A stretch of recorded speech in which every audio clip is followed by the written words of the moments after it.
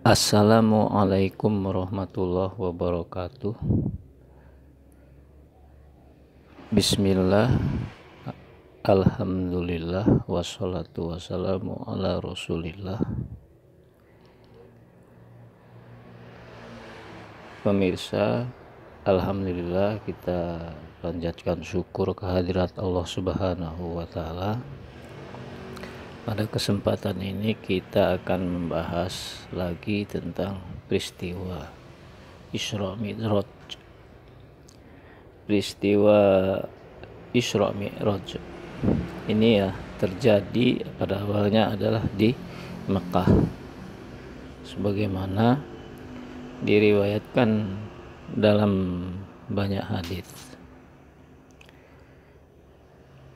Imam Al-Bukhari memiliki 20 riwayat dari 6 sahabat radhiyallahu anhum.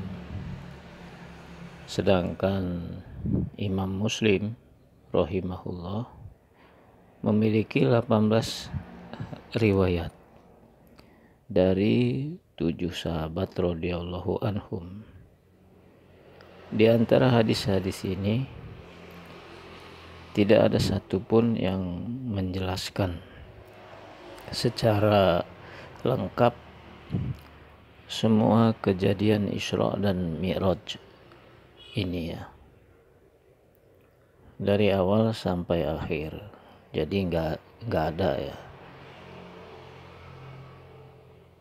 yang menjelaskan secara lengkap semua kejadian Isra dan Mi'raj dari awal sampai akhir, tetapi masing-masing menceritakan bagian per bagian.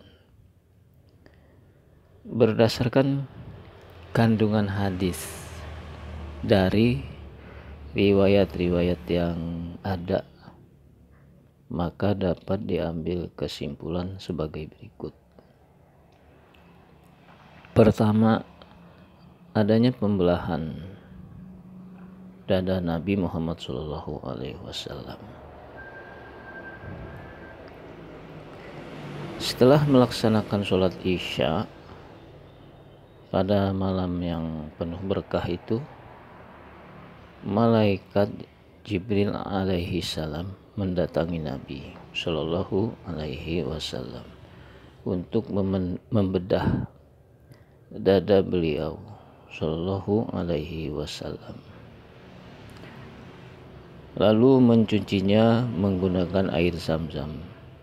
Kemudian dibawakannya bejana emas penuh dengan hikmah dan iman, lalu dituangkan ke dada Nabi Shallallahu alaihi wasallam. Setelah itu malaikat Jibril menutup kembali dada Nabi Shallallahu alaihi wasallam dan dibawanya naik ke langit. Yang kedua, Isra. Dari Anas radhiyallahu anhu, Rasulullah Shallallahu alaihi wasallam bersabda, "Aku diberi buraq, yaitu seekor hewan putih yang lebih besar dari himar dan lebih kecil dari keledai. Aku mengendarainya, dia membawaku sehingga sampai ke Baitul Maqdis. Lalu aku mengikatnya di tempat para nabi menambatkannya. Aku masuk ke Baitul Maqdis dan sholat 2 rakaat. Setelah itu aku keluar. Malaikat Jibril menghampiriku dengan membawa 1 wadah berisi khamr dan 1 wadah berisi susu. Aku memilih susu. Malaikat Jibril alaihissalam berkata, engkau telah memilih sesuai dengan fitrah. Setelah itu ia membawaku naik ke langit. Dan dalam riwayat lain dikisahkan Nabi Shallallahu alaihi wasallam sholat bersama para nabi sebelum naik ke langit.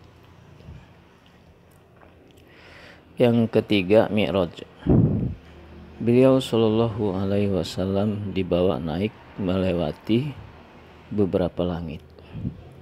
Pada setiap langit, malaikat Jibril minta agar dibukakan pintu langit. Lalu ia ditanya, "Siapakah yang bersamamu?" Jibril alaihi salam. "Siapakah yang bersamamu?" Jibril alaihi salam menjawab.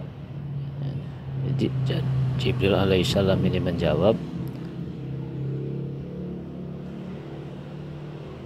"Muhammad." Penghuni langit itu pun menyambutnya. Di langit dunia, Nabi Muhammad Shallallahu Alaihi Wasallam berjumpa dengan Nabi Adam alaihi salam. Di langit kedua berjumpa dengan Nabi Isa alaihi salam dan Nabi Yahya alaihi salam. Di langit ketiga berjumpa dengan Nabi Yusuf alaihi salam. Jadi di langit ketiga berjumpa dengan Nabi Yusuf alaihi salam. Di langit keempat dengan Nabi Idris alaihi salam. Di langit kelima dengan Nabi Harun alaihi salam. Di langit keenam dengan Nabi Musa alaihi salam. Dan di langit ketujuh berjumpa dengan Nabi Ibrahim alaihi salam yang sedang bersandar pada Baitul Ma'mur. Kemudian Rasulullah Shallallahu Alaihi Wasallam melanjutkan perjalanan sampai ke Sidratul Muntaha, langit yang tertinggi. Disinilah Allah Azza wa Jalla mewajibkan kepada Nabi Muhammad Shallallahu Alaihi Wasallam dan umatnya untuk menegakkan sholat 50 kali sehari semalam. Akan tetapi dalam perjalanan kembali dari Mi'raj ini, ketika sampai di tempat Nabi Musa alaihi salam, beliau Shallallahu Alaihi Wasallam ditanya, "Apa yang telah diwajibkan Rabbmu atas umatmu?" Rasulullah Shallallahu Alaihi Wasallam menjawab pertanyaan ini, sehingga Nabi Shallallahu Alaihi Wasallam Musa alaihi salam meminta kepada Nabi Muhammad Shallallahu Alaihi Wasallam untuk kembali menghadap Allah dan minta keringanan.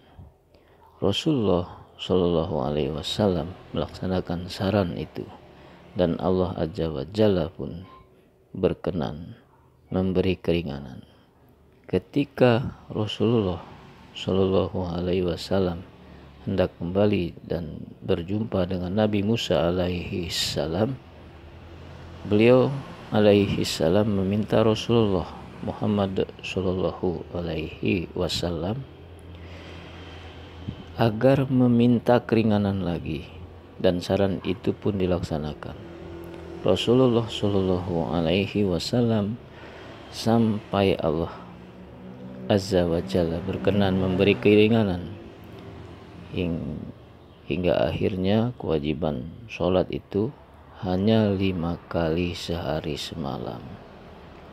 Setelah itu ketika Nabi Musa alaihi salam meminta Nabi Muhammad Shallallahu Alaihi Wasallam memohon keringanan lagi, maka Rasulullah Shallallahu Alaihi Wasallam berkata, "Aku sudah memohon kepada Rabbku sehingga aku merasa malu."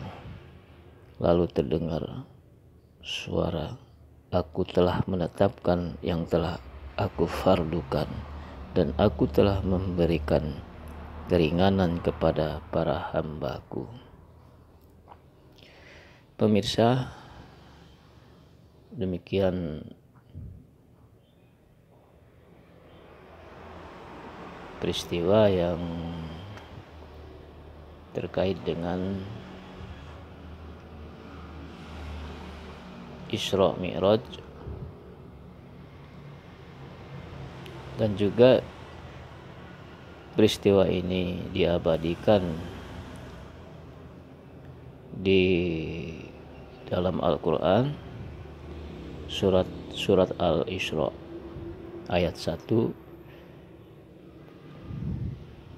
juga di surat An-Najm ayat 13 sampai dengan 18. Allah Subhanahu wa taala berfirman, walaqad ra'ahu nazlatan ukhra inda sidratil muntaha indaha jannatul ma'wa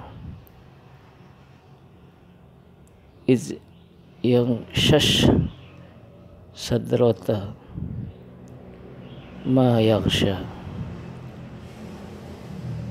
ma zaghal basaru wa ma tagha laqad ra'a min ayati laqad ra'a min ayatil kubra min ayati rabbihil kubra laqad ra'a min ayati rabbihil kubra, dan sungguh dia Muhammad telah melihatnya dalam rupanya yang asli pada waktu yang lain, yaitu Sidratul Muntaha.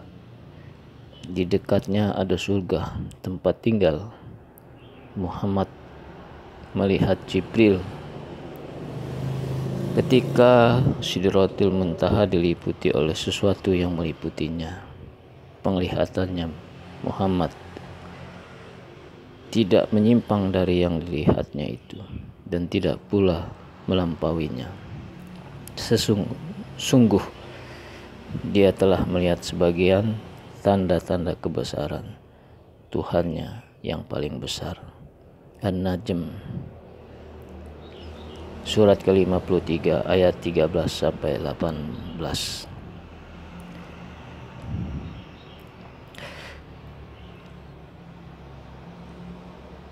Demikian, kalau ada kekeliruan atau kesalahan ucap, mohon dikoreksi di kolom komentar. Barakallahu fikum. Wassalamualaikum warahmatullahi wabarakatuh.